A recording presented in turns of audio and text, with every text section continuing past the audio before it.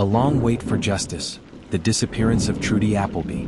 Welcome to Behind the Crime, where true crime meets real life. Subscribe and turn on notifications so you never miss a new episode. Let's uncover the truth one case at a time. Now let's see today's story. On a humid August morning in 1996, the small river city of Moline, Illinois, stirred to life like any other summer day.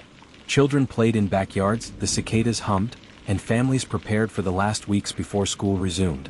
11-year-old Trudy Appleby, lively and full of curiosity, had asked her father if she could go swimming with a friend on Campbell's Island, a sandy stretch in the Mississippi River about 170 miles west of Chicago. Her father declined the request. It wasn't unusual. He worried about safety, and Campbell's Island had its share of river currents and adult gatherings. But later that day, neighbors reported seeing Trudy climb into the passenger seat of a car driven by an older male. It was the last time anyone saw her alive. Within hours, the ordinary rhythms of late summer in Moline would be shattered. Trudy Appleby was missing, and what began as a frantic local search would evolve into one of Illinois' longest and most haunting cold cases. For nearly 3 decades, the mystery of her disappearance cast a shadow not just over her family but across the entire community. Trudy was just beginning to step into adolescence, a time when children edge closer to independence but still rely on the familiar boundaries of family. She was bright, with an easy smile that relatives later said could light up a room. To her father, she was the center of his world. The Applebys lived in a modest neighborhood, the kind of place where everyone knew one another and children were accustomed to walking down the block or playing outside until dusk. Safety was assumed. Neighbors kept informal watch.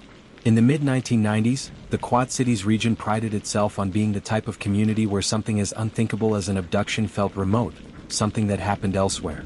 That sense of safety would collapse on August 21, 1996. The timeline of that day is stark. After being told she could not go swimming, Trudy apparently went ahead with her plans anyway. Phone records would later show that she followed through with arrangements to meet her friend. Witnesses reported seeing her enter a vehicle, driven by a man authorities at first could not identify. He was older, unfamiliar to some, yet seemingly known to Trudy.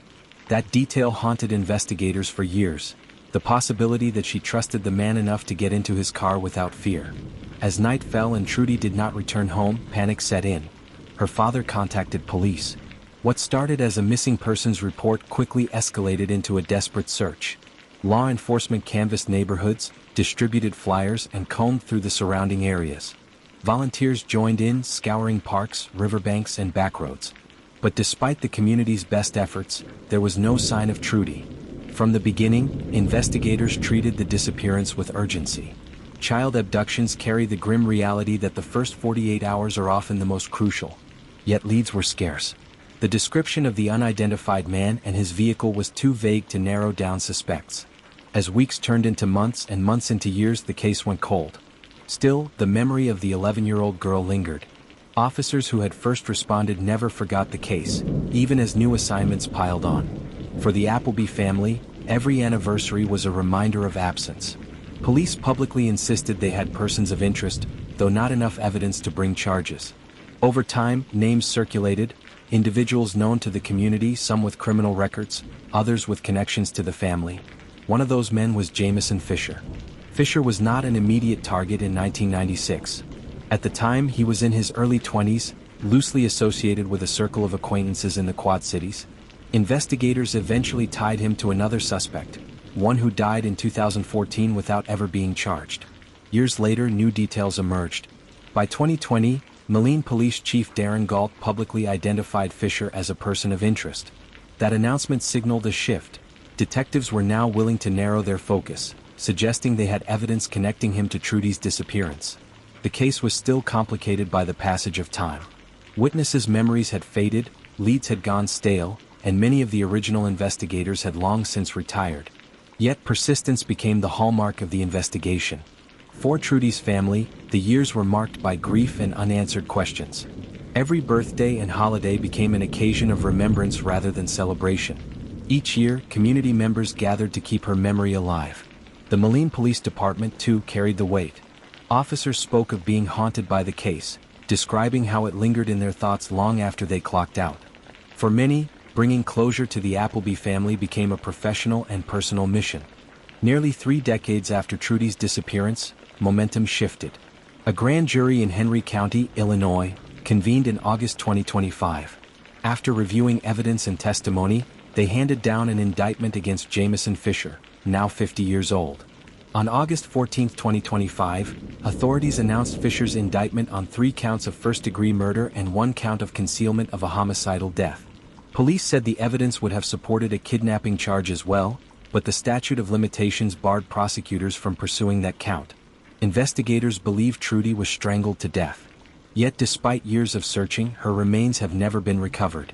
Standing before reporters at a news conference, Chief Darren Galt put into words what the Appleby family had endured for nearly 3 decades. 28 years, 11 months and 23 days, that's how long the family of Trudy Appleby has waited for a resolution to her disappearance, he said.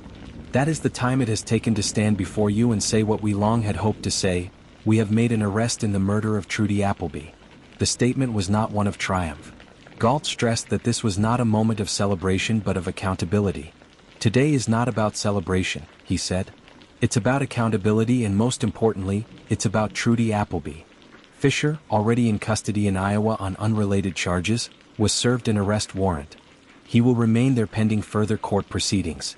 Even with the indictment, key questions remain unanswered. The most pressing is the location of Trudy's body. Without it, her family has no place to mourn, no final resting site to mark her short life. The delay in bringing charges also underscores the complexities of cold cases. Investigators walked a careful line, waiting for evidence strong enough to secure an indictment while balancing the family's desire for closure. Why it took nearly 29 years is a matter of both legal and investigative caution. Trudy's disappearance reshaped Moline.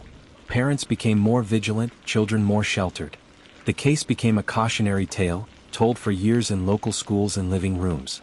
It also reinforced the importance of persistence in law enforcement. For those who worked the case from its earliest days, the indictment represents the culmination of decades of work. For the Appleby family, it represents a step toward justice, though not the full closure they still long for.